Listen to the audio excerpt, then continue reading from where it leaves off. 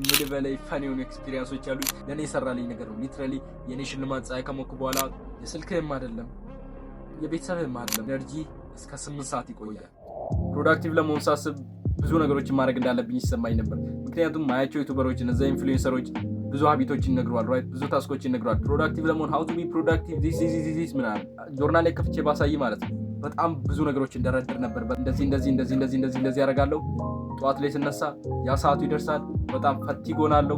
ቀኑን ሙሉ ጀስት ዶክኬ ነው ሙሉ ማታ ሲሆን ጣራውን እያየሁ ጀስት ቆጫለሁ። ያሉብን በጣም ብዙ ጊዜ ደጋግሜው ነበር። ከስንት ጊዜ ሙከራ በኋላ ከስንት ዲፕ ከገባው በኋላ እዚህ ፕሮዳክቲቪቲ ላይ ምናምን አይኖ በጣም ብዙ ይቀረኛል። የአንድ ዓመት ኤክስፒሪየንስ ነው መርግሬ ሰራልኝን ነገር አሁን እነግራለሁ። እስከ ቪዲዮ መጨረሻ ድረስ መከታተል እንዳትረሳ። ወደ ቪዲዮ ስለ ፕሮዳክቲቪቲ ስናወራ እዚህ ጋር ማወቅ ያለብን ነገር ፕሮዳክቲቪቲ ማለት የቀን ውሎ ብቻ አይደለም። ፕሮዳክቲቪቲ ማለት ላይፍ ስታይል ነው። ያ ፕሮዳክቲቪቲ ያሳለፍኩ ምናምን ሳይሆን ላይፍ ስታይል ላይ ሙሉ እንዴት ፕሮዳክቲቭ ማድረግ ትችላለህ ወደሚለው ነው የኔ ግብ። ያው ቀንን ካስተካከልክ ላይፍ ስታይልን ታስተካክላለህ ልትለኝ ትችላለህ። ግን ቀንን ማስተካከል ብቻ አይደለም ላይፍ ስታይል ላይ ሙሉ እንዴት ፕሮዳክቲቭ ማድረግ ትችላለህ ወደሚለው ነው እንመጣለን። አንተ ፕሮዳክቲቭ መሆንና አለመሆንን የምትወስነው ጠዋት ላይ የምታደርጋት ነገር ነው።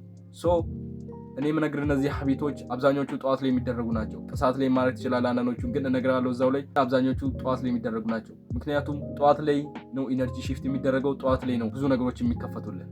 የመጀመሪያው የጠዋት ፀሐይ ነው። የጠዋት ፀሐይ ላይ ከምል በላይ ፈን የሆኑ ኤክስፒሪየንሶች አሉ።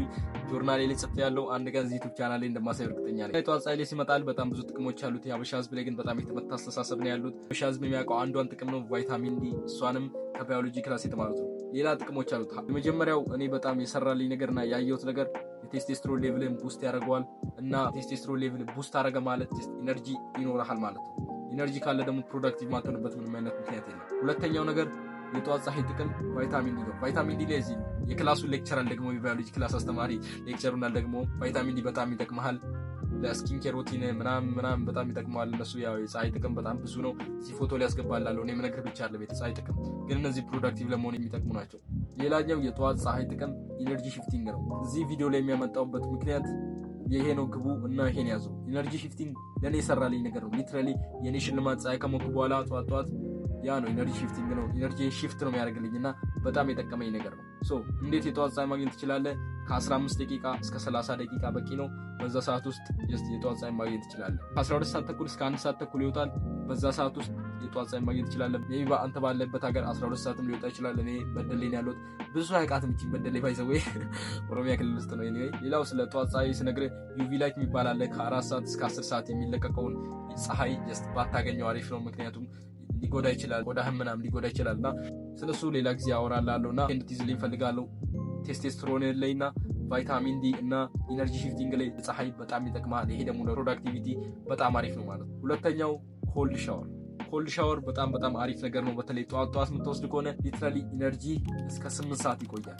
እስከ 8 ሰዓት የአንተ ኢነርጂ ጀስት ሰስቴናብል ሆኖ ይቆያል ማለት ነው። እስከ 8 ሰዓት አንተ ኢነርጂ ያለ ፕሮዳክቲቭ ነው። ፋሽን ተንፍሰ ወደ ቀዝቃዛ ሻወር ግባ።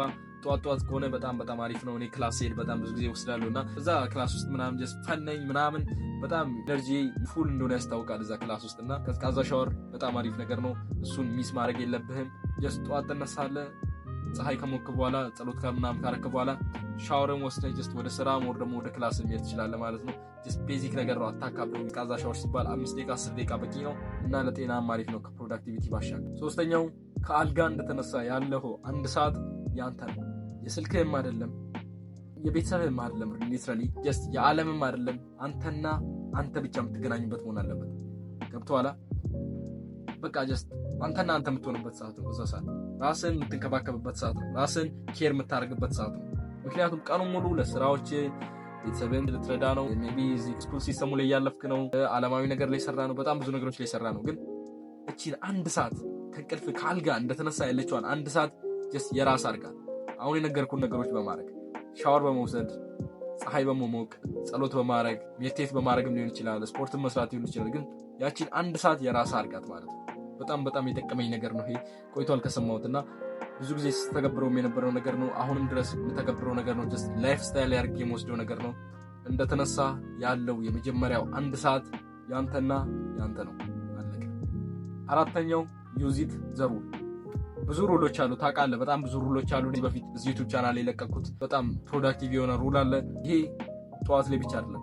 ገብቶሃል? ይሄ ጠዋት ላይ ብቻ አይደለም ከሰዓት መጠቀም ትችላለህ። በፈለግከው ሰዓት መጠቀም ትችላለህ። ፈቲግ በምትሆንበት ሰዓት እነዚህ ሩሎች መጠቀም እንዳረሰ። ምክንያቱም እነዚህ ፕሮዳክቲቭ የሚያደርጉ ሩሎች ናቸው።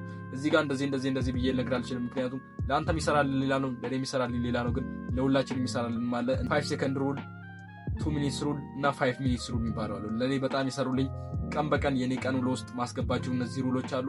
እነዚህ ሩሎች መጠቀም እንዳረሳ። ሞር ከፈለክ ደግሞ እኔንም መተማናገር ትችላለህ፣ ሪሰርችን መስራት ትችላለህ። ዩቲዩብ ላይ በጣም ብዙ ቪዲዮዎች አሉ። 5 ሰከንድ ሩል አንድን ስራ ለመጀመር 2 ሚኒትስ ሩልም 5 ሚኒትስ ሩል በጣም ይጠቅሙሃል ማለት ነው። እነዚህ ሩሎች መጠቀም እንዳረሳ። ምክንያቱም ቀኑን ሙሉ ፕሮዳክቲቭ የሚያደርጉ ሩሎች ናቸው። ብዙ ሩሎች አሉ። ከዚህም ሌላ 40% ሩል ምናምን የዴቪድ ጎጊንስ እና እነዚህ ሩሎች መጠቀም እንዳረሳ። ምክንያቱም ፕሮዳክቲቭ የሚያደርጉ ናቸው። ሞክረህ ለአንተ የሚሰራልህ መውሰድ ትችላለህ ማለት ነው። የዛሬው ቪዲዮ ይሄ ይመስል ነበር። አይኖ ከዚህ ቪዲዮ በኋላ የሆነች ነገር ይዘህ እንደምትወጣ የሆነች ኖሌጅ እንደሚኖር ስለ ፕሮዳክቲቭ ለመሆን እንደኔ ጋጋታ ሙሉ ታስክ ማድረግ አይጠበቅብን ፕሮዳክቲቭ ለመሆን። አሁን የነገርኩን ነገሮች ብቻ በማድረግ ፕሮዳክቲቭ መሆን ትችላለህ። ለምን ጸሎት አስገባም ካላልክ ጸሎት እንደ ሀቢት ማየት የለብህም። ጸሎት ከሀቢት የበለጠ ነገር ነው። ሁሌም እንደምለው ራስን ጠብቅ። ራስን ለማሻሻል የሚሆን ተፍተፍ በል። በቀጣይ ቪዲዮ እስክንገናኝ ራስን ጠብቅ። የቴሌግራም ቻናሌን ከስር ዲስክሪፕሽኑ ስላስቀምጥላለሁ።